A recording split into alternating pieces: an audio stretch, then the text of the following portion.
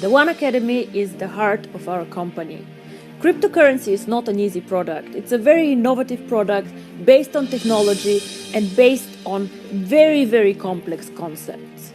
For us to be part of this financial revolution, to be part of cryptocurrency and of a community, we need to understand exactly what we do and what we talk about. And this is why we have the OneAcademy. The OneAcademy provides you with concepts, provides you with explanation on cryptocurrency and on the financial world. I would encourage everybody to join the courses, to do the certificates, and to understand thoroughly how to use cryptocurrency, what cryptocurrency is, and how we can change the world by using cryptocurrency. OneAcademy. Learn today, lead tomorrow.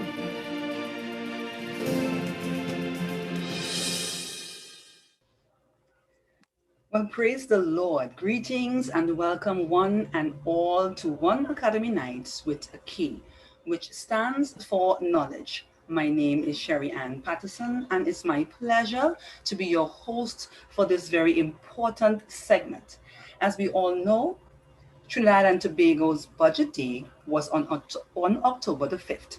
So we in TNT are post budget. So tonight we will be dissecting the budget, and we have a very special guest with us tonight to help bring some clarity and understanding to our 2021 budget in the form of a panel discussion tonight. And our special guest is Dr. Indira Sajuan. She will be joining us together along with our OneAcademy captains. Miss Indira recently completed her PhD in International Competitiveness at UWI International Relations. Indira Sajuan is a specialist consultant in competitiveness and sustainable development, with specialization in private sector development, global value chains, and economic clustering. She holds an MSc and BA in economics from UWI and several international specialized training diplomas in areas ranging from private sector development, oil and gas management, project management, innovation, value chain and cluster, and value chain mapping for development throughout the Caribbean, both at, excuse me, having some technical difficulties. Okay, so I am back.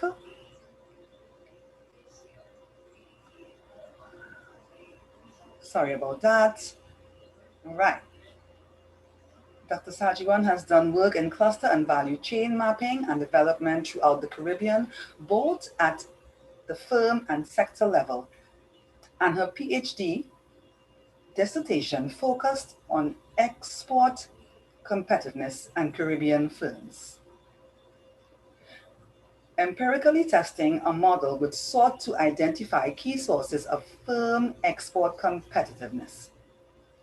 Other distinguishing experiences worthy of note are the current president of the Trinidad and Tobago Economics Association, former executive director of the Caribbean Center for Competitiveness, UWI, 2011 and 2016, which culminated in a book, Competitiveness Through Global Value Chains, owner and principal consultant of Applied Learning and Solutions, a firm which specializes in cost-benefit analysis, strategic management, and corporate training in soft skills such as leadership development, team building, emotional intelligence, boards member of major state-owned companies in the oil and gas sector,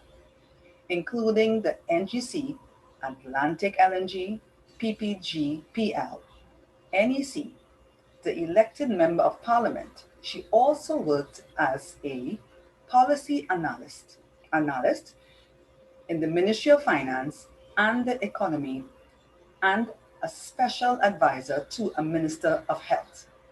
Indira is a well-respected expert facilitator and presenter at workshops, conferences, and commentator in the media on matters of the economy in Trinidad and Tobago and the wider Caribbean region. For over 20 years, she has been a rallying voice for economic diversification as an increasing imperative for sustainable growth and development in Trinidad and Tobago.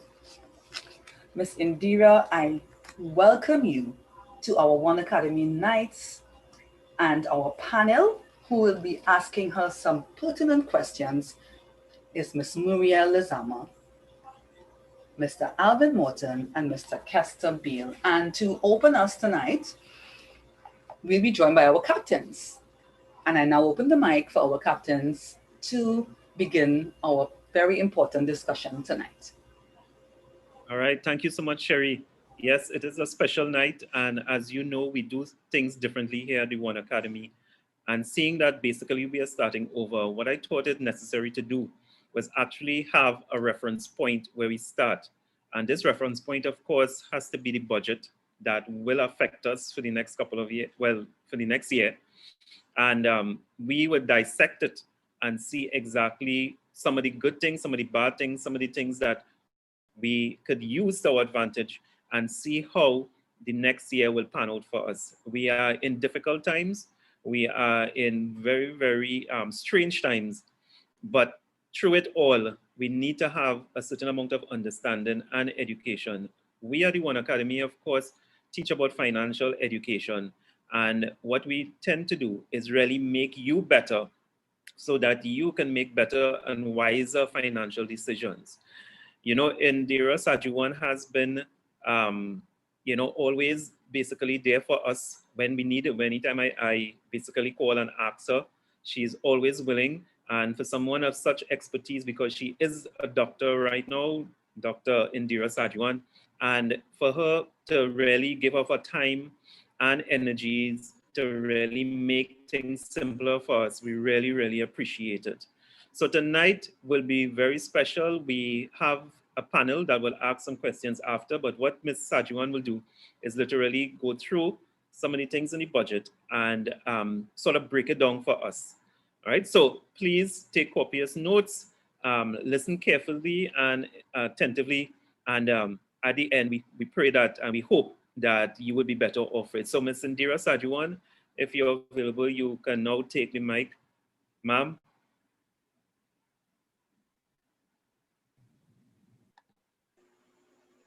Yes, there you are. Yes, I'm here. I was just unmuting my mic. Good night, everyone. It is a pleasure to once again join OneAcademy and to share my thoughts with you and on this occasion on the topic Budget 2021. I want to start off by reiterating what Ivan said, which is that we are in unprecedented times, and we really are learning as we go in terms of how to deal with the pandemic that really fell upon the entire world, and the entire world really has been forced to react and respond to it. My broad brush comment on the 2021 budget is that under the circumstances, I feel that the Minister of Finance was able to present a budget that was not as frightening as many people thought it would have been. In this package, he has sought to continue, as he says, his objectives to continue in the fiscal year 2021 to provide financial assistance to individuals and businesses. And the second objective, he said, is to stimulate economic activity. And in reading all of the measures that he have outlined in the budget, if implemented, they can in fact achieve both those objectives. The challenge, though, that we continue having in this country is the implementation deficit, the incapacity to be able to implement. So very quickly, because I know you have a panel that want to ask questions, and I feel it is a lot richer me responding to your questions and therefore really specifically addressing your issues than me simply talking. So I'm going to try to run through almost the entire budget very quickly in terms of what the salient issues are. And then, we open it up for questions. So just to recap, and I'm sure everybody's okra with this. The assumptions of the budget has to do with the price of oil and gas. And the budgeted price that he uses is $25 per barrel of oil and $3 per MMBTU of gas. Now, we could have an entire conversation as to whether those prices are in fact reasonable, or did his assumptions too high? You know, is the price of gas too high, given that currently right now we have a glut in the global market and prices are very low? But I want to say that I am on record before the budget saying that this budget needed to be the mother of all deficit budget, because you know, governments have a responsibility in this difficult time to support its people, and therefore I'm not going to spend a lot of time, you know, quarreling over that. The reality is we're going to be running a budget with a deficit of $8.209 billion. The minister is hoping to generate revenue of $41.34 billion, and he's planning to spend $49.57 billion. So there is that $8.2 billion deficit that he will finance from a combination of borrowing on the local market, borrowing from multilateral institutions, and possibly sale of assets and drawing down on the Heritage and Stabilization Fund. Now, of course, I'm one of those people who are committed. If you're going to be borrowing and you're going to be selling your assets, you can't be using it for recurrent expenditure. It really should be used for the purpose of capital investment and issues such as diversification, developing your economic sectors to generate sustainable jobs and sustainable revenues.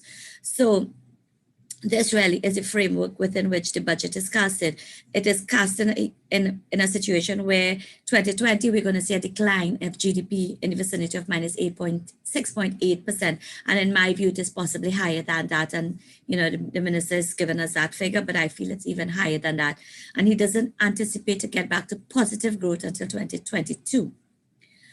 So on paper, I think it's a fair budget that the minister has provided to us. I mean, when we consider the state of the economy right now, we're in a health crisis, we have serious contractions in energy and in non-energy sectors, rise in unemployment, our debt to GDP ratio is at 80% compared to 65% just before COVID.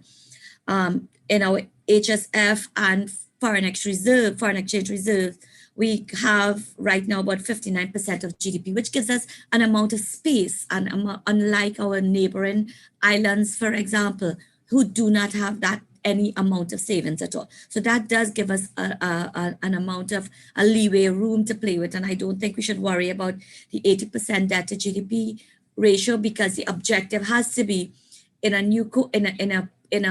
with COVID environment, because COVID is going to be with us for quite a while, how really do we reposition the economy in order to ensure that economic activity is re-stimulated so that there are jobs, etc. Now, in my view, there are two important things that need to happen. One, there's a need for stimulation of demand in this country, because I know a lot of your businesses, if there's no demand, then who are you supplying to? Where will your sales come from? So the important thing right now is to shore up demand, to stimulate demand, to have people buying, purchasing power. And the budget does have a few initiatives for that. I know the one that most people are,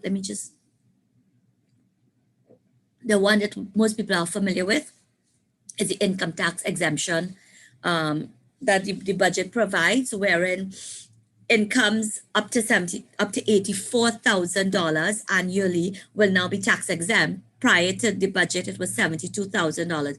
So everyone really benefits from this, because every person that is employed and pay taxes, your first $84,000 will be tax exempt. That gives everyone that additional, I think about $3,000 a year in terms of spending power in your pocket, in your hands. And obviously, anybody with an income of $7,000 and less will now not pay any taxes at all. So here he is stimulating demand. With respect to the creative industry, he has specifically targeted the sector to say that he will continue providing salary grants to individuals in the creative industries until December 2020.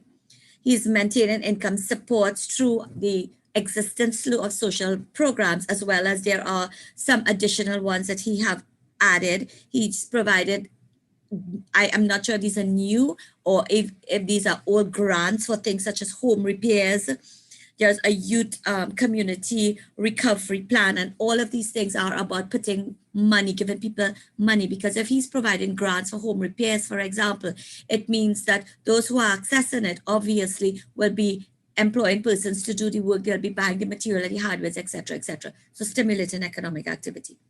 And in terms of the direct stimulus now to on the supply side, which is really where we need to focus in on, there's a lot that the budget speaks to with respect to this. We've never heard agriculture and food security spoken about so much in any other budget. It has always been mentioned. The issue of food security has always been mentioned. However, on this occasion, the extent of the mention was quite significant. I mean, we heard new terms such as precision agriculture, marine aquaculture, vertical farming, all of these new terminologies in the lexicon of a Minister of Finance. So obviously this is about making agriculture more sexy. It is about really attracting young people to the sector. And he's speaking about a center of excellence in agriculture and biotech within the Ministry of Agriculture. Now, in my view, this is a wrong step. Such a center really should be housed within the Ministry at the University of the West Indies, where we already have an entire faculty of food production. Why do we want to now duplicate this effort? This is where research and development takes place. That's the best place in my view for it. With respect to manufacturing, he's joining hands with the private sector, with the chamber, with the TTMA. He says in terms of their plan of doubling output by 2024 for manufacturing to contribute 90% to GDP. But an important element in that is the ease of doing business, as we all know, and you all know the challenges with that. Now he has lamented, he's lamenting the fact that we rank 105, and then he listed many areas in which we rank very, very poor. Number of days it takes to start a business, etc., etc. You know it probably better than me. But the bottom line is this Minister of Finance didn't come in office yesterday.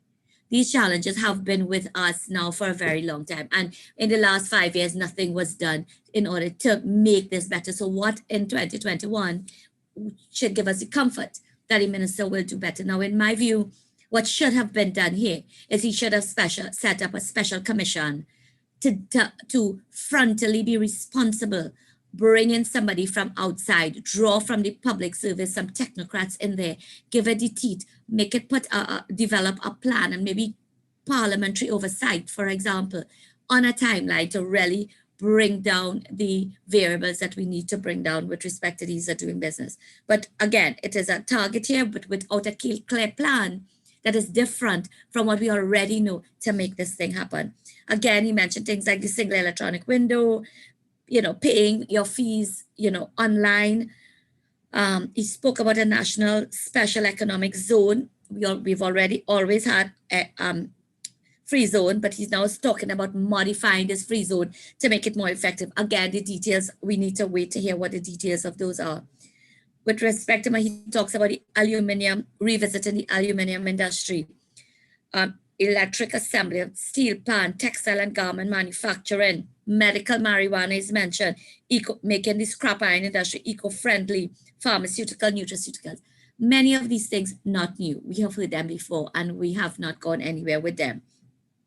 He talks about using e-tech to facilitate industrial manufacturing, but that has always been one of the mandates of e-tech, and we've not really gone very far with respect to it. And in that regard, he singles out things like the Moruga Hill Rise, our chocolate industry, but yeah, you're talking about chocolate in an environment where the production of the base, the cocoa pods themselves is declining significantly. The creative industry, he mentions specifically construction, which I will talk about in some detail. And he talks about, and I know this would be of particular interest to those of you around the table here, the issue of the digitization of Trinidad and Tobago, the technology transformation. And this is a place that he's put a lot of emphasis, and he's providing quite a bit of incentives if in this area. To begin with, he proposes to establish a technology investment fund and a technology promotion and investment company now, we have to be careful about this because, again, it could just be another state enterprise or another special purpose vehicle that is set up and does not deliver on what the requirements are. But with respect to the technology investment fund, he doesn't tell us how much money he plans to put in there. However, in addition to that, and I think the purpose of that is to allow young entrepreneurs in particular to be able to access startup funding in order to start or or expand technology companies. And he provides a range of fiscal incentive for this industry. For new startup in the tech area, he provides a 150, and all of this takes effect from January 2021, a 150% tax allowance with a cap of 3 million. For companies that will invest in tech solutions and digitization, again, 150% tax allowance with a cap of 3 million. Tech businesses that are creating employment in the technology area, again, the same incentive he is providing. And he's providing government grants for tech startups over the next 2 years. So all of these are very, very nice sounding because we know we've talked a long time about the fact that, you know, individuals who are interested in investing in technology can't go to the bank, and because their ideas are not nuts and bolts, and therefore they have nothing on the basis of which the traditional banks will provide them with the funding. So here the state is stepping in to provide this funding, but again, the proof will be in the delivery and in the bureaucracy that might be involved in ensuring that it happens. And with respect to the construction sector now, he provides a lot of incentives. And again, this is about stimulating economic activity. Now, again, we have here the slew of mega projects, the Tobago Airport, the Toko Port and Highway, et cetera, et cetera. I'm not even going there because, I mean, you know, we've been hearing those for a long time. And I mean, there's a lot we could say about any one of those things. And we could ask the question, is now the right time? Anyway, but the ones that interest me particularly is the ones for at the level of home construction and housing. And here he's providing a range of what sounds to me, because I've not heard them before, of new projects. So and these are the targets for 10,000 starter homes ranging from $2,050 up to $250,000.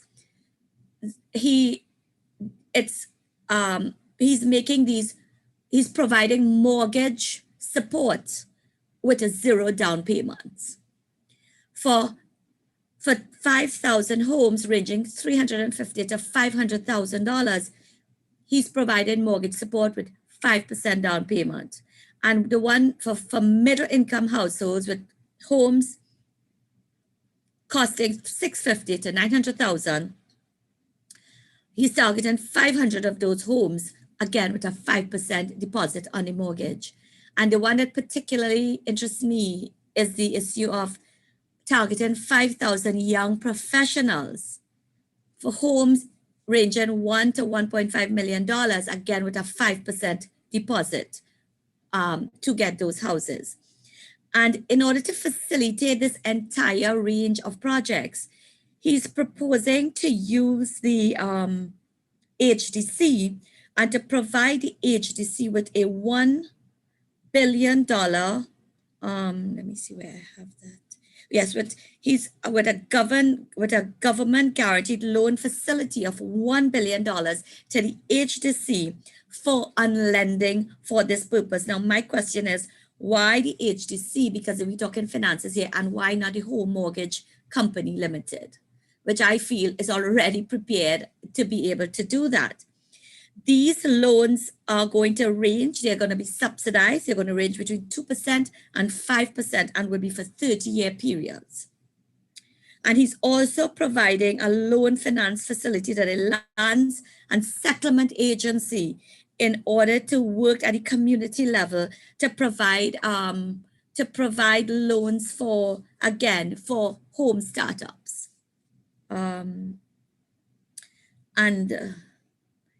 again, another interesting, two other interesting things that he's providing here is that he's making non-vatable imported construction materials for approved building projects which would start before December 2022, except for road paving and aggregate materials. So everything else will be non-vatable once it starts before December 2022. And out of this entire set of housing proposed, he proposes to make 20% of the state housing construction available for small and medium contractors, which I think is extremely important because it means you're putting money in the hands of the small man, which is something that we need very, very much. So, you know, this in a nutshell, and in my view, the important issues. He proposes to start a new entity called Develop TT. Now, I've never heard about that, Develop TT. And again, that is something we need to watch because the issue for corruption and, you know, and absence of transparency, I worry very much when I see, you know, you're adding on to our expenditure agencies such as this, because we end up in a lot of trouble, as we all know. Now, so this, in my view, is the budget. This is what the budget is providing, which I think sounds really, really good.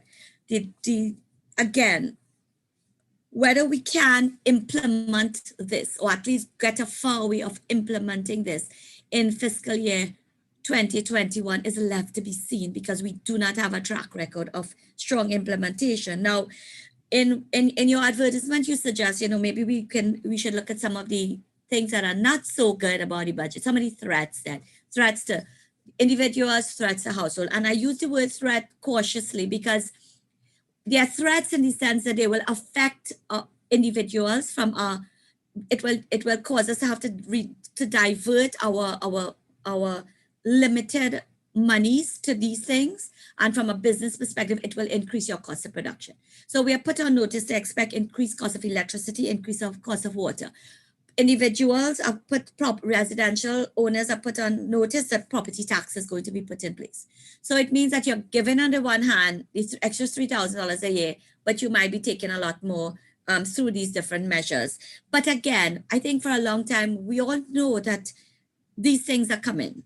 So it might be coming at not a very good time for us, but we did expect worse than is coming. Challenges, as I said, with respect to the ease of doing business, because if we don't fix that, the minister commits to getting building approvals done through this new entity, Develop TT, within 6 months. Now, we all know sometimes it could take 3-4 years to get building approvals. So what are you doing differently, Minister, in order to be able to make that now happen in 6 months? That is left for us to see, because all of this nice sounding plans could come to nothing if that does not happen. And then the issue of the liberalization of the gas at the pump. Now, I have a challenge that we're liberalizing that particular industry at the pump, but we are fixing the wholesale price, and we're maintaining a monopoly in terms of the importation of gas. So I do not see that redounding to the advantage of the citizenry, because if you are liberalizing it, I believe that the entire value chain needs to be liberalized so that there is competition, and therefore we as the individuals can benefit from it. So that to me is one that we need to look at. And then the issue of the increase in the cost of vehicles, because you have now put a quota system in place, both for new vehicles as well as for foreign use vehicles. You have now said no vehicles over 3 years old can't come in, and you have removed all concessions. And I am one of those who, like many people in the public domain, are saying, you know, our leaders need to lead by example. You should not, and you're saying to us there are too many vehicles in the world, but we are seeing the evidence where our ministers and MPs have bought 2 and 3 vehicles within the last few years. I mean, did they really need that? But here they are chastising us, normal citizens, for they're saying that we have too many vehicles on the road. So, you know, leadership needs to be, you need to lead from ahead. And I think I want to stop there. In terms of, I feel these are some of the important things. I feel that I have given you a lot for us to be able to start a conversation. All right, fantastic, Indira. And yes, you did give us a lot. And of course, we have people that are eager just to ask some questions because, as you know, everybody would have basically read this budget in some shape, form, or fashion. But the way how we interpret it is very, very important. And yes, on the surface, it does look like a very good budget, but there's always the good and bad, and there's always the given with one hand and taken with the other. So we want to be able to decipher that.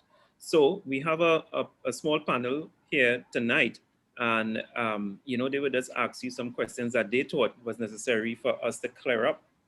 And I will let our lecturer go first, Ms. Muriel Lizama, who is also a URI lecturer, just to start this ball rolling. I think your mic, Indira, is, I'm not hearing you. Yeah, I'm here. I just, you're not hearing me. Okay. Right. All right. Hi. Are you hearing me? Yes. Yeah, I was Yes. just speaking. Yeah. My headphones apparently just died, but I'm fine. I'm hearing you and you're hearing me. Good. Thank you. That was an excellent summation. Thank you very much, Dr. Sajuan. And we in alignment on a lot of the things that you are saying in terms of your preamble to it. And there are some of the things that were of concern to me. And I guess it would be our whole project management understanding, because we agree that the budget does offer some things across the board for everyone. We are all happy about the focus on agriculture, on education, and certain stimuli in terms of the economy. And you can't get everything great, but like you, my concern is implementation. And not only that, but I want to look at it at this time in respect of the digital element of it. And a couple of things. One, the thrust is that there will be a digital transformation within 2 years. You've laid out a lot of things, and you may know we've had iGov-TT for decades. Well, not decades, but a very long time, with some plans and things that may not have rolled out in the way that it was to be because of the mechanism of the public sector and how it operates. So we're talking digital transformation and digitization or going digital in 2 years, which is a mammoth task in itself. On the tail end of that, what you just said there was the whole issue of corruption and all those things. And I'm wondering if the government, through this mechanism, if you're picking up that, is understanding that in order to move to a digital space, we have to look at blockchain technology, because use of blockchain technology would in fact go a tremendous way in respect of the issue of fraud, duplicity, and of course forgery, which these encompasses corruption. So if we are talking digital, it is not just in terms of currency, not just having money same tied to the same inflationary dollar, but you just have it in a tech form. We're talking foundationally, structurally, blockchain across the public service, leading from in front. What are your thoughts in seeing anything within this budget that signals that the digital is not simply window dressing, but fundamentally from a blockchain perspective? No, there's nothing to suggest that it is from a blockchain perspective. The only thing I would say is recently I saw in the newspaper where the central bank signaled that it was preparing itself to deal with the whole issue of digital currency, etc. And we know that we really are way behind the curve with respect to our tiny neighboring islands who are really moving ahead significantly. The OECS, they actually were planning to run a pilot project. I don't know how far it has reached, but I know that is on the cards. In my view, we are a country where we are We are attracted to trends, and we are attracted to things that are in vogue. And the whole concept of digitization is now in vogue. COVID forced a lot of things upon us, which, when you spoke about pre-COVID, they would tell us, no, we need years and years before we could get it. I mean, who would have thought, if you would have asked before COVID, when can we get a situation where we could deliver training and deliver the classroom online? They would have said to us, no, that is like years and years and years away. COVID forced a number of these things onto us. When we talk about the issue of being able to pay our bills, online to government agencies, again, that would have seemed like it would take forever, but it happened very quickly because COVID forced it to happen. So I think that, in my view, the government's headspace when it thinks about digitization, that is the headspace that it is still resting around. So it's talking about things like software, animation. These are the things I think that it is still thinking about when it thinks about digitization. And I mean, between us, if you are serious about digitization and you are setting up a ministry of, is it called, what is the ministry called? It is headed by West. Digital transformation or something like that. I mean, with the greatest respect to Minister West, I think her expertise really rests in finance. Really, you would need somebody to spearhead that understands the issues, understand the nuances. Exactly, and therefore are ready to be able to harness what exists in the country already in order to transform and make it happen. But clearly, so that I think we are a long way from that. I think organizations like yours are going to have to play a role in terms of constantly trying to keep it on the front burner for it to in fact happen. Even the central bank, I will argue, and I think the last time I spoke to you all, I did reference I was at a OneAcademy meeting when the whole issue of digital currency was raised by someone from the diplomatic corps, and the deputy governor of the central bank was at that meeting and couldn't answer. She couldn't say where the central bank was with respect to it. So that is the kind of we trapped in an old economy, wanting to articulate the jargon of a new economy, but we're really not sure how to bridge the gap, and we're not new wine in old wine skin. Correct, and we're not prepared to embrace those who understand the issue to work with us to make it happen.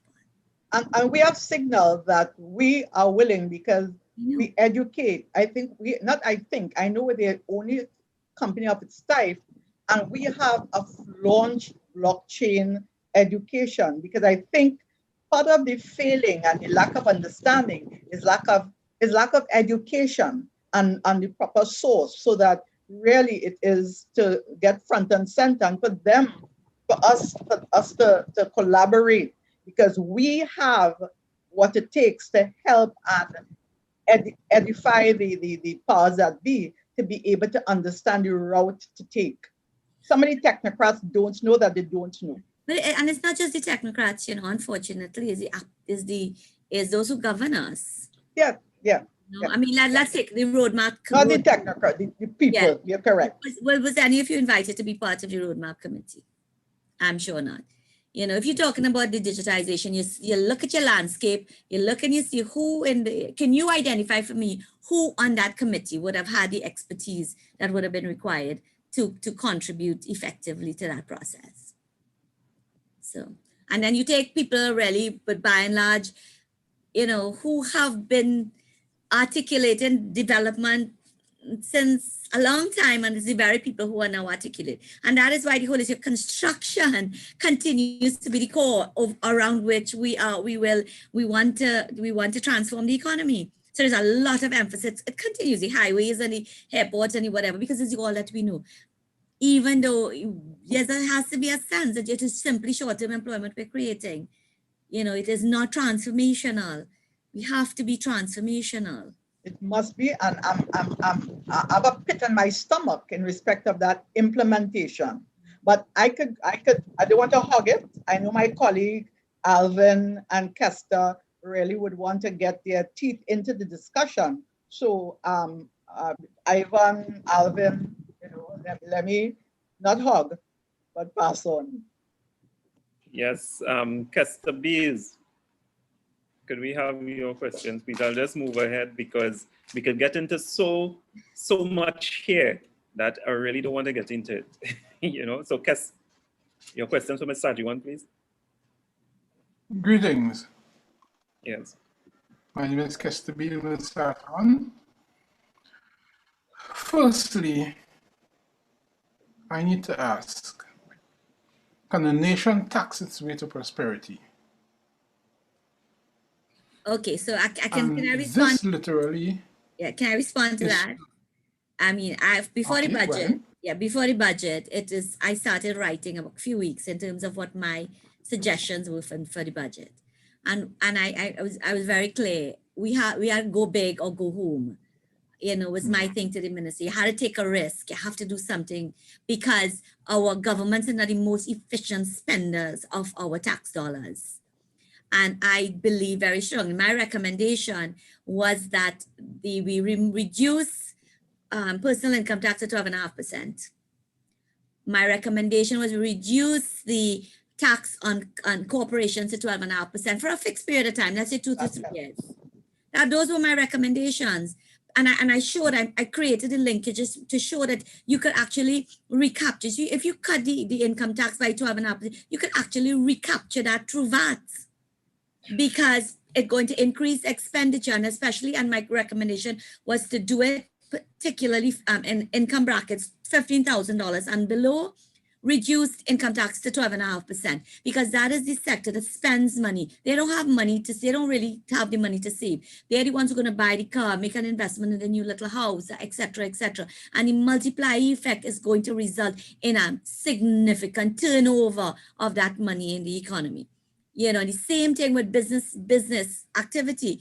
And I linked it to the whole issue of, the minister has put back onto VAT a number of what he calls luxury items. Now, I thought things like caviar and things VATed long time since he reduced to 12.5%. I recall very clearly where he said he was going to bring back most items under VAT. So I am very shocked to hear that things like caviar and lobster and stuff not VATable, because my question, I don't understand why.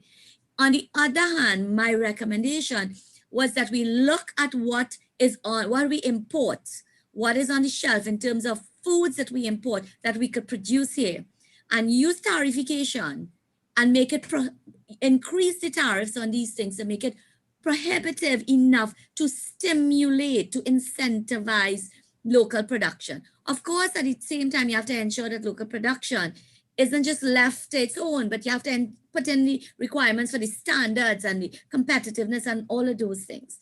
And that really is what I believe is something that we needed to do at this point in time. Ireland did that with respect to their corporate tax, and as a consequence was able to attract a lot of foreign investment. Now, of course, it doesn't go alone, and you have to put it hand in hand with a lot of other things, but you have to do things quickly. So yeah, so that's my response to that. Okay, basically, I'm looking, we have a new, implementing a tax collection agency type of system. We have been independent since 1962. And we are now looking to better our tax regime. I think we need to go digital first. So more records are available and quickly acquirable because I'm thinking we are invoking the candle and the funeral. The candle will cost more than the funeral. You have anything to say on that? Yeah, well, I do. I mean, I think the budget does speak to the issue of this new ID card that is going to be a digital ID card.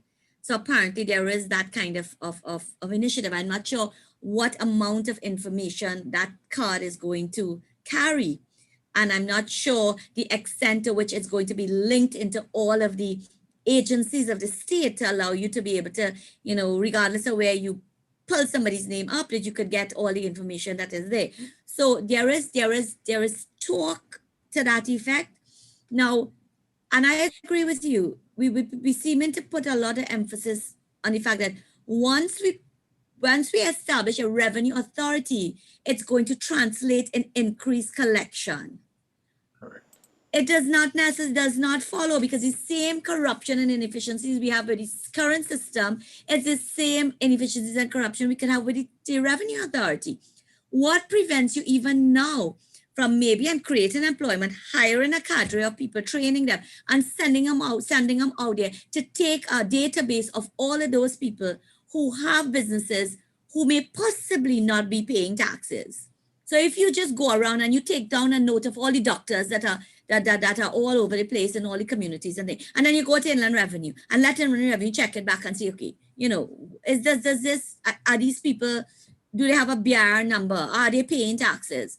These are simple things which we can be doing. The doubles vendors even, you could actually put somebody out there to let them stand up and let them record how much doubles sell.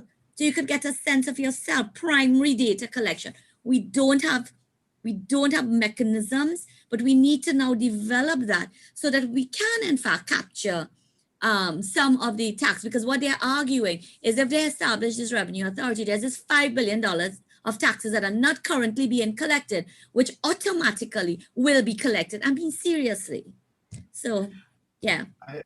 So we understand. That 5 billion, I will have to say it is alleged at this point in time. Now, Yes. there are a lot of people out there, professionals in particular, services that don't pay taxes. I mean, we all know, and the burden falls on paid employees, really, to pay the taxes, and it's not fair, because we all enjoy whatever, inefficient as it is, we all enjoy the benefits of what is available. Yes. All right. To finish my question, there's one thing I think we keep overlooking in all our budgets. What does Trinidad have that the rest of the world wants?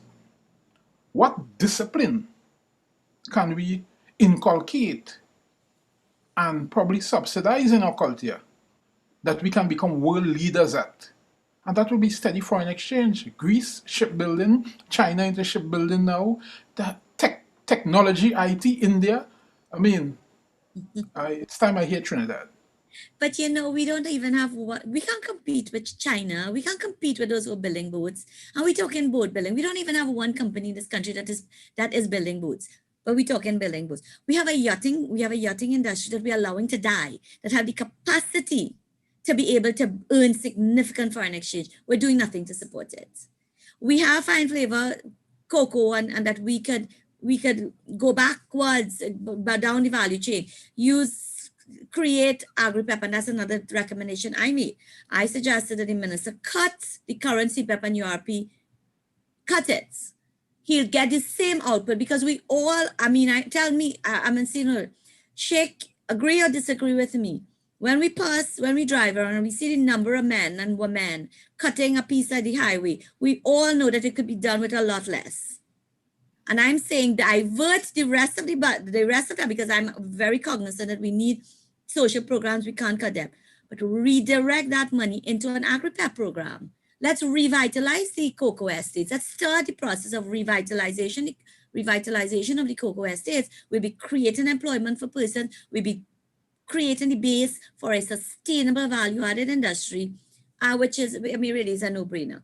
There is the marine services industry, where we made significant strides there. We have an oil and gas sector, so that is a significant source of demand for marine repairs and services. And again, that is a sector that we are allowing to significantly decline. So there's a lot of, maybe what you would call lower hanging fruits that we're simply not doing what we can do. And a lot of it doesn't even require government to put money in, it requires government to be an enabling facilitator. So like in the yachting industry, let us stop having 16 forms that they must fill out, and let us go to the one. Let us introduce technology in the the way they come in, all of the tiny little islands are doing this. You know, I'm doing some research right now on the yachting and cruise industry in St. Lucia, St. Vincent, Antigua, Barbuda, and Grenada. And they're so way ahead of the game when it comes to that. During COVID, they had yachts coming and we stopped. We did not allow yachts to come in. Grenada data gave me 1 mega yacht stayed there for 3 months and generated 100 and something thousand US dollars. Because you could just let them quarantine out in the sea. You didn't have to bring them into the economy. But again, there's the absence, and this is the other thing that is scary to me, that we are managing COVID has fallen upon us, yes, but we are managing this economy from a position of fear. We're building fear into persons, and we are managing it from that perspective. And the rest of the world are really way ahead of us. The OECS now have created a bubble that will allow free movement within that bubble because they have been able to maintain the numbers to be very low. And because they've put protocols in place for persons coming into the country, very clear. They have apps, COVID apps that you must now have on you so that they could check where you are. They could have you check your temperature. You know, they're putting things in place. And we are hearing nothing about any of that. All we hear every day is the numbers, right? And it's scary. So we're all scared and we're not coming out of our homes and we're afraid to live. But there are so many parts of the world where people are learning to live with COVID and learning to allow economic activity to try. Let's take the restaurants, for example. Second wave, we shut down fine dining in all of your restaurants. But you're going to Pennywise and you're jamming up everybody. You're going to the market, it's the same story. Now, restaurants, again, what they have done in places like Canada, the same way that they started off by socially distancing the table and requiring that you check temperature and you wear the mask. What they have gone a step further to do is they're putting the plexiglass around the tables now. So you're now creating a bubble within the restaurants. And I'm sure restaurant owners will be happy to engage in that investment, to be allowed to be able to have it. And once you come out of your table, you put your mask on. You put your mask on. If you want to go to the washroom or whatever, you put your mask on.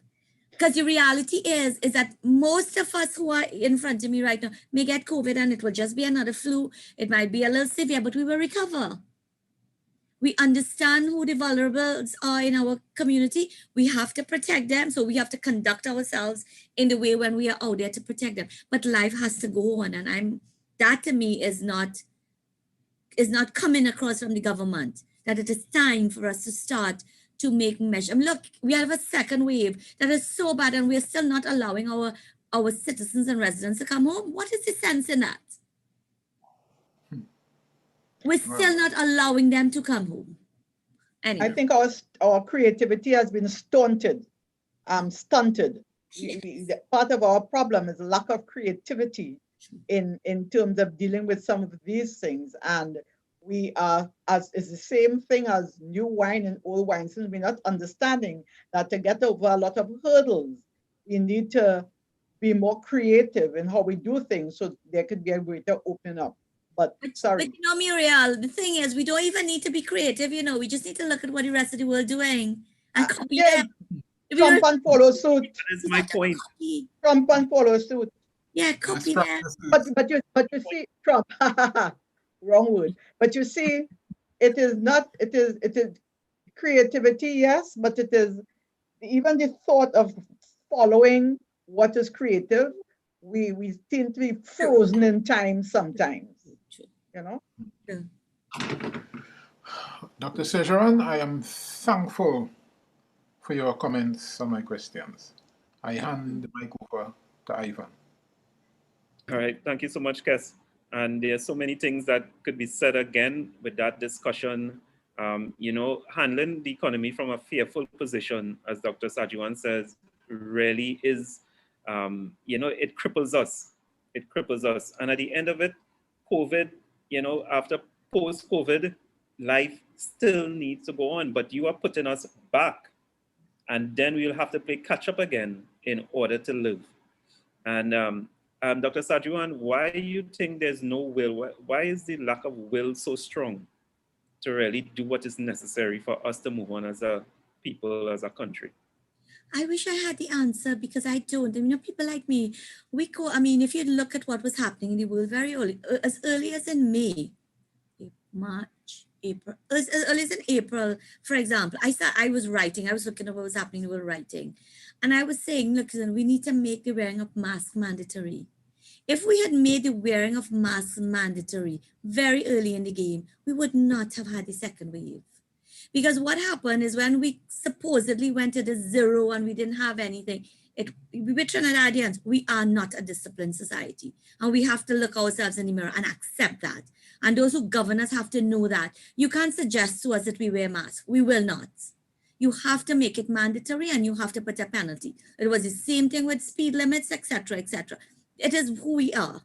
And if you recognize that and you want to be able to govern, it should have been done earlier. Like the small islands, they did it very early in May. They made it mandatory, the wearing of masks. And now they have opened up their economies. And I think St. Lucia has 0 cases.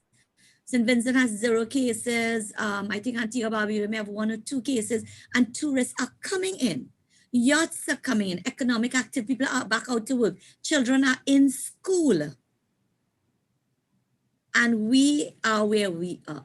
So in my view, the reason is that we simply, I don't know. I don't know because it upsets me to no end. Yeah, because you see, one of my concerns really is that we don't earn enough foreign exchange. And especially with the measurements that we have taken, that even decreases it even more, right? So if you have something like the yachting industry, for instance, and we have a safe harbor, why isn't the will there just to explore that? Why is there something that we're not seeing that common sense, basically is shielding us from? I don't know. As I tell you, my research I'm doing in Antigua Barbuda, I mean, from customs and immigration, there's a clear understanding of what the value of this thing is and what they have to do in order to make this sector grow. And they're all doing it. And we have the advantage on all of those small islands in the sense that while all of them have a short window this season for only cruising to take place and then hurricane hits, we outside of the hurricane belt, our season can now expand throughout the year because the yachts then want some place to harbor. And we had such a thriving industry. We moved from generating 20 million US dollars in, I think, 2012 to now it's maybe down to less than half of that. And most of the services we were known globally for sail making, for boat repairs, and we've lost almost all of that. And now the islands, Antigua and Barbuda and Grenada, they are now positioning themselves to be able to take advantage of that. So it's Wow. it's simply, I think, okay, if I'm to tell you what I think, I think those who govern us simply, all they know is oil and gas. They know oil and gas, they know getting royalties and taxes from oil and gas, and then keeping the rest of us dependent. Keep them lower income people tied to CPEP and URP because you're going to vote on them because you're beholden to them. Employ our young people in CPEP in OJTs. I mean, that's what's been on offer. That's, yes. So you give a lot of talk to agriculture, but when it comes down to allocating money, but agriculture got nothing more than the $500 million that you committed to during the election campaign. You didn't give it any more. How can you transform this into this, all these things you're talking about, vertical farming and marine aquaculture and all of these things, and you're not prepared to resource it? We're really, again, as my popular phrase is, we're playing dolly house with big people business, and we continue to do that. Yes, because so it is that. I think it's a choice of it's our choice of leaders that has us here. I have a scary thought about it, but I won't say it on this forum. But really and truly, it comes like the bankers who only know car and mortgages and they don't know business. Correct. And think they are bankers. I think our government is operating on that same level. So our last panelist, Mr. Alvin Morton, who is highly esteemed. He does a lot of the lectures here at the OneAcademy. And I think it's fitting that he handles the last set of questions. Mr. Alvin. Pleasant evening, Ivan. Pleasant evening, Dr. Ali. And I mean, comments are beyond a mouthful. I think we can take each of those and come up with OneAcademy sessions that would last us for about 2 years. I have two questions. One, you talked a bit about the training and education, and I think the allocation of the budget was somewhere of the order of 7 billion, 7.5, 7.6 billion or something of that nature. Could you go into how does one capitalize on that? We are an organization that is in and that positions itself in the sphere or space of online training. What else do we need to do to capitalize on that?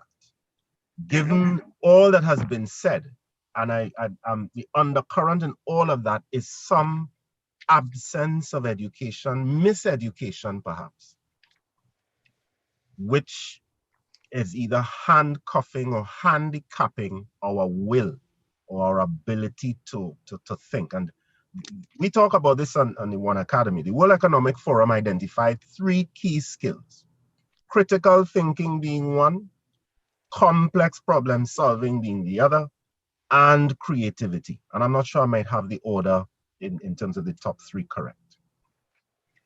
What do we need to do? How do we step up as an entity that is one of the first, if not one of the largest online universities in the world? What do we need to do? Okay, I didn't actually talk about education at all because I mean, you know, time did not permit, all right? And I didn't talk about education by and large because I don't think there's anything new in education. Education's budget is 7.973, actually almost $8 billion we are providing to. But you see a lot of this is admin, and then a lot of this go into the paying of gigs, you know. So basically, this, and it has not changed from the last year, and nothing has happened with respect to the delivery of education to give us any sense that we are prepared to move away from the traditional approach to education. You know, we are training persons to go find a job.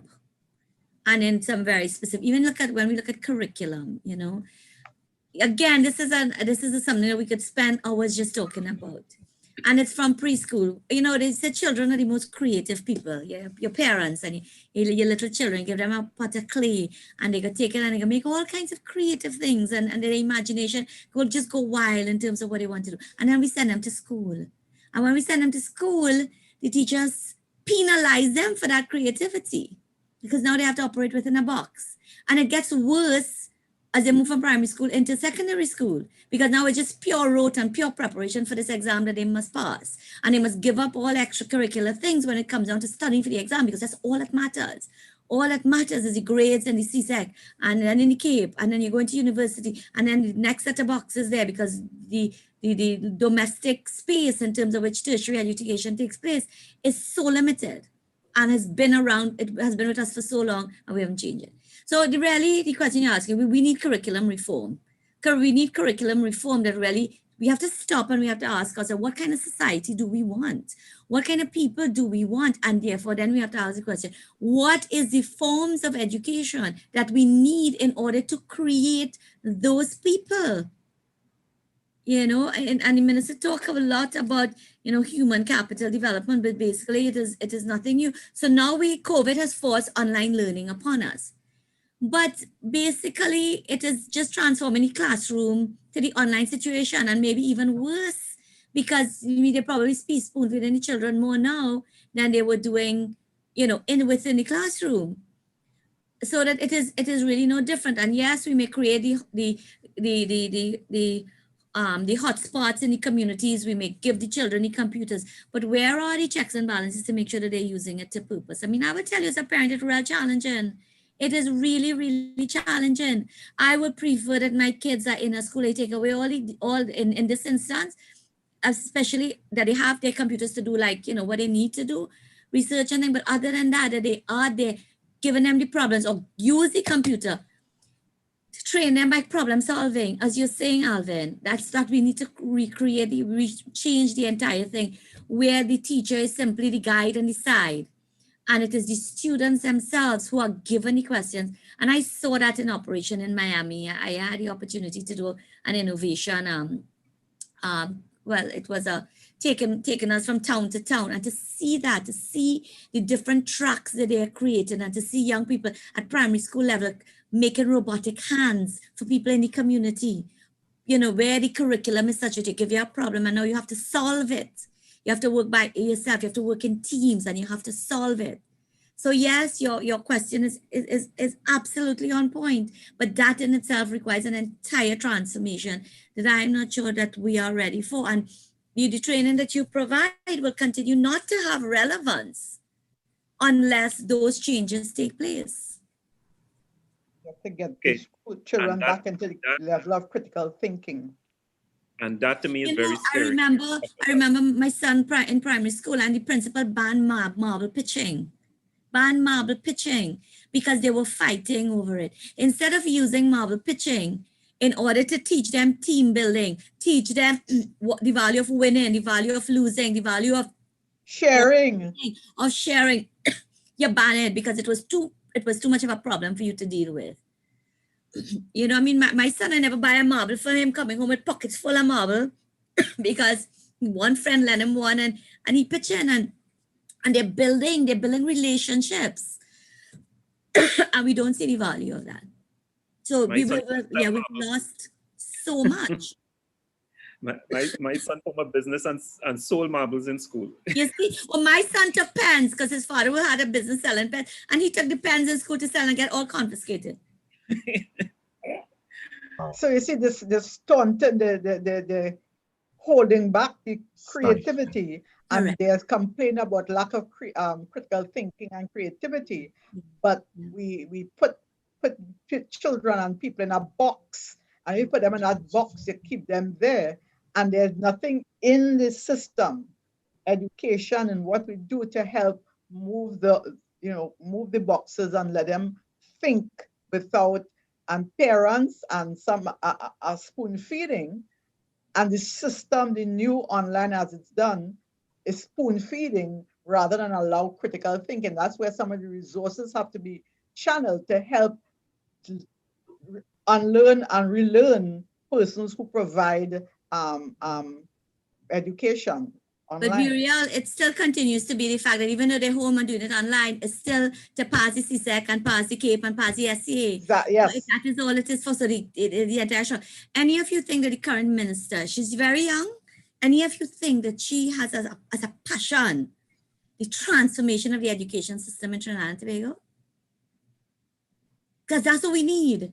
We need somebody who is going to go in there, who believes that this is required and is prepared to take on that minute, because that is not an easy task, to try to break the molds of the public servants who have taken ownership of that of that thing. You know, I mean, look at what is happening now with CSEC and that institution.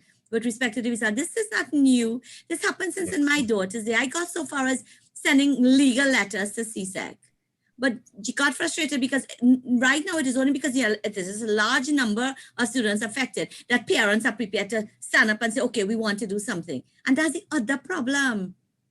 As parents, we ourselves have bought in, or we are accepting, and I commit to being guilty of it as well, to accepting the system and expecting, you know, that that's what our children will grow up on. Each one of us, I guess, we try individually to do the things with our children outside of that system to try to engender the creative thinking and the independence of thought and that kind of thing. All right, good. I think Alvin has one more question.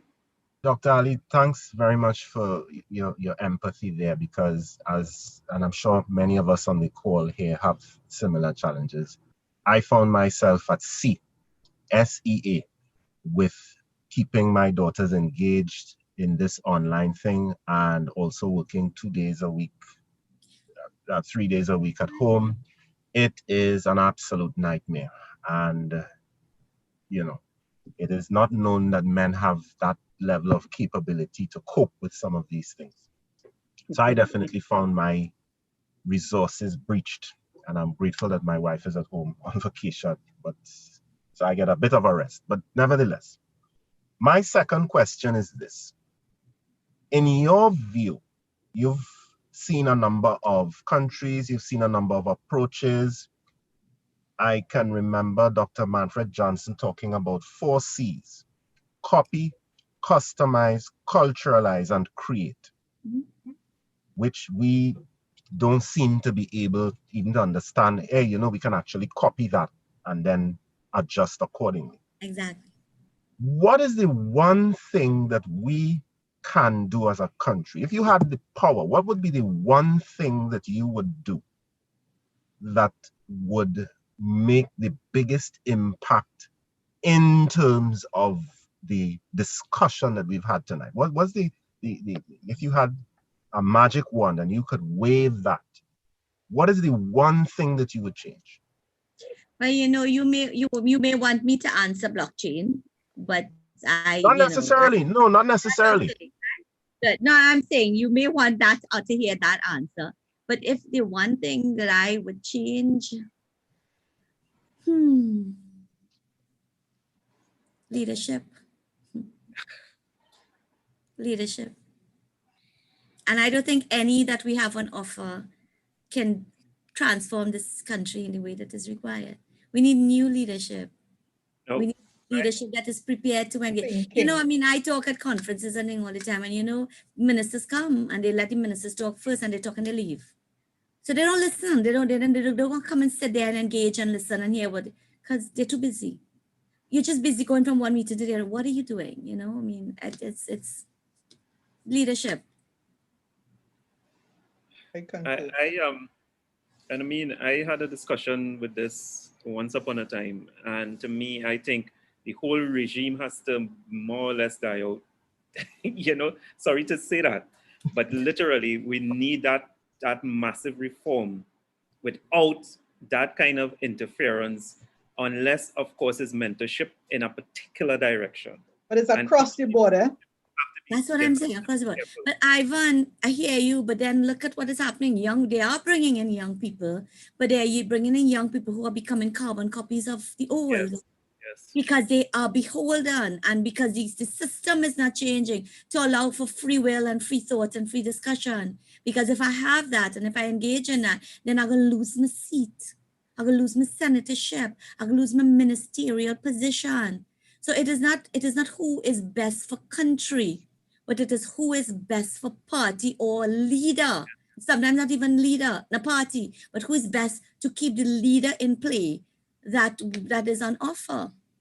So we need some form of, I don't know, we need to rise up at some level and say enough, and you know, and that, because it's not working for us.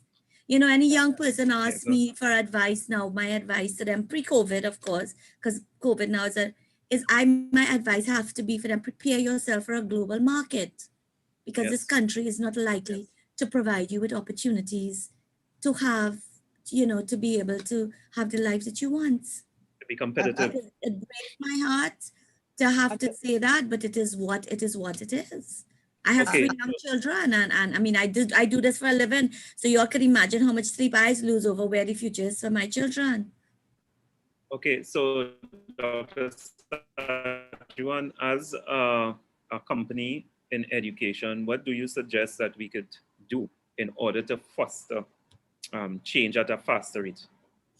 What can you do to foster change? I think, yeah, as I say, I'm not one of those who believe in evolution. I believe in revolution. I believe transformation has to take place. I don't believe we have time. I don't believe in that notion. You see, COVID showed us how revolutionary we could be, you know, how quickly we could get things done, because we have to get it done. So I think one of the roles you have to play is you have to play a role in the public discussion and in shaping the public discourse and educating the public in terms of the importance of this new world that we're living in, you know, and how difficult it is going to be. And I mean, of course, I think your target group should be young people, because more and more you're seeing young people rising up and saying, listen, you know, this thing is not working for us. It's not serving us. So, I mean, that is the way we have to create a revolution. In your case, in education, we need a revolution in agriculture. I'll tell you, when as an individual decided to take on CSEC in that year that my daughter wrote, and there was, the results were given, and the next day results change. How does a grade move from a 3 to a 1? How? Overnight. Classes and get a 0 grade because they didn't factor in their SBA grade. It just made no sense to me. And we sat down and we accepted. I took it on alone, but nobody could take this on alone. It has to be a collective. It has to be, so you have to grow the awareness.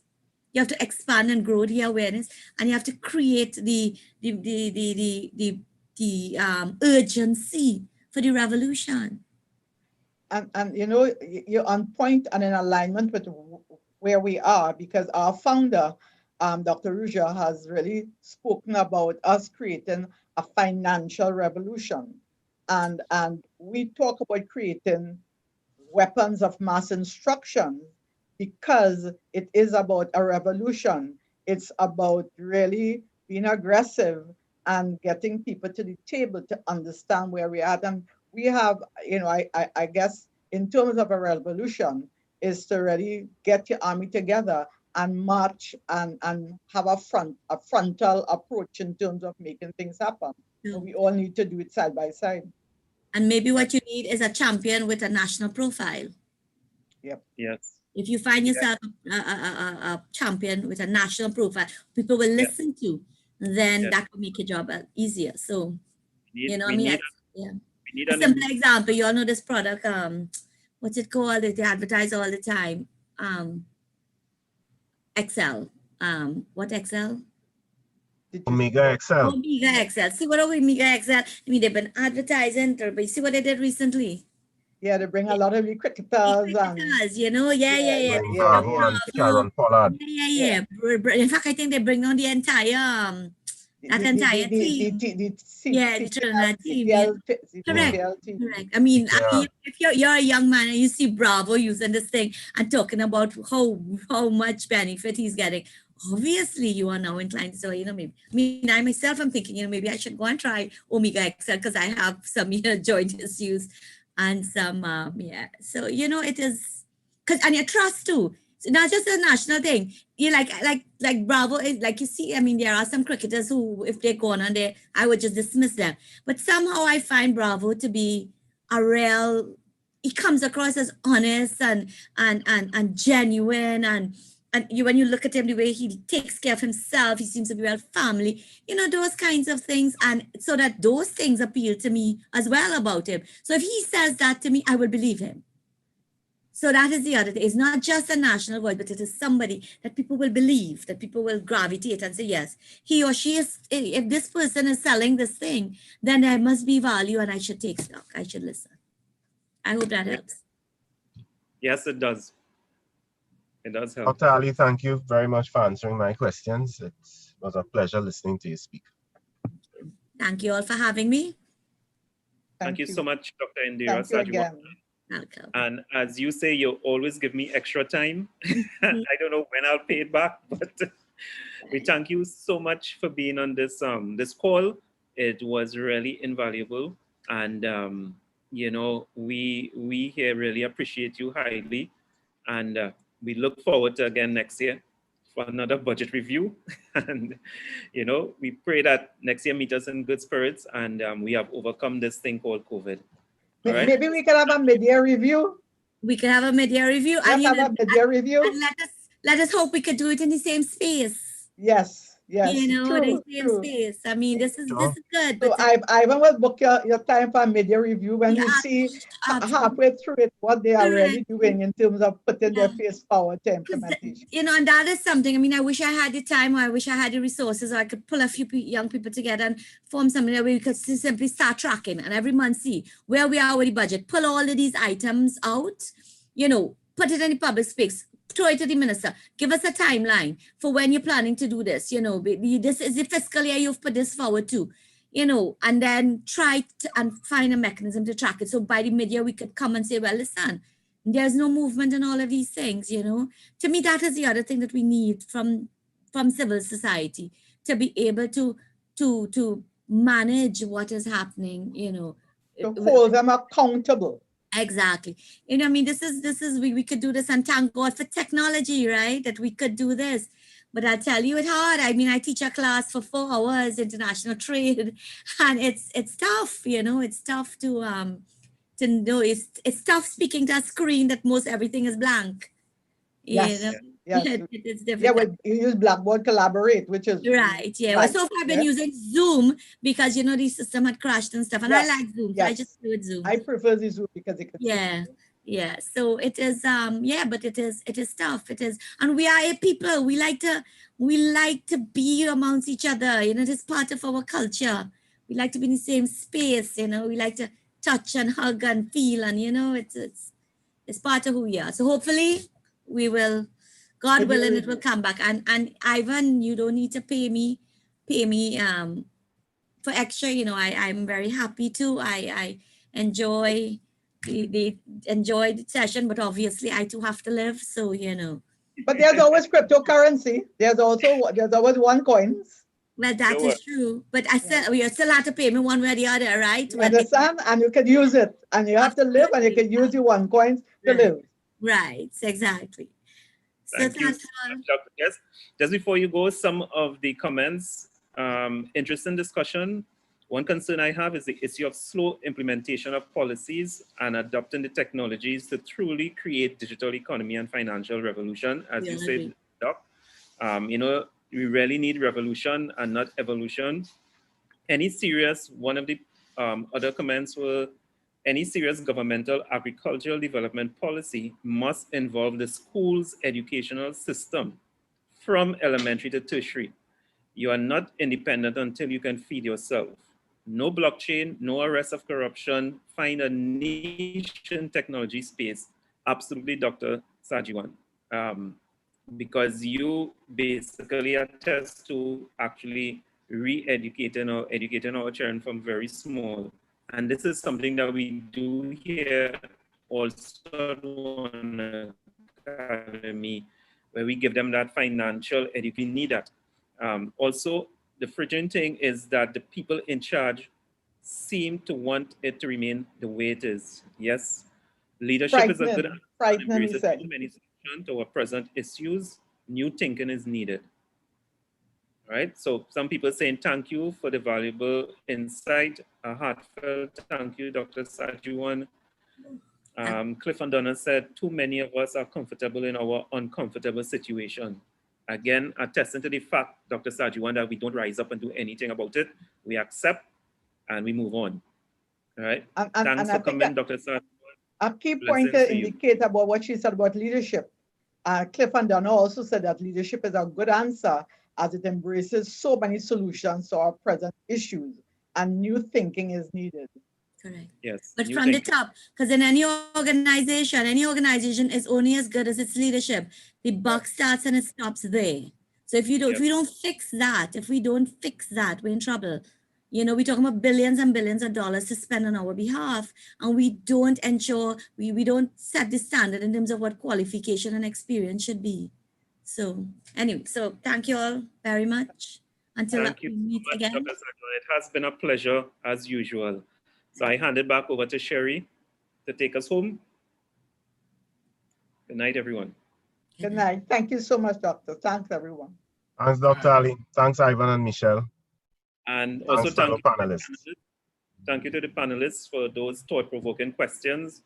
And again, we stay tuned for the mid-year review. Thank you, Ivan, for setting it all up. We have it on record. So you know? Thank you, everyone. Thank you, Dr. Ali. All right. So, Sherry, the mic is yours. All right. Wonderful. Thank you to our panel, Ms. Maria Lazama, Mr. Kester Beal, and Mr. Alvin Morton for asking the questions that brought us some perspective. A very special thank you to Dr. Indira Sajiwan, who graced us with her presence, her expertise and knowledge this evening, you know, bringing such clarity to us. It was wonderful. And of course, thank you to our captains, Ivan and Michelle, Mark, for such a brilliant initiative this evening. And we do look forward to that mid-year review. One comment that she said and made was prepare yourself for a global market. And certainly we at One Life have been preparing ourselves. We at OneAcademy have been preparing ourselves for this global market. So that's a very pertinent and important comment there. And if you too would like to make that step, join us on Monday again, same time, same place, so that you can hear how you too can prepare yourself. Have a wonderful weekend, each and every one of you.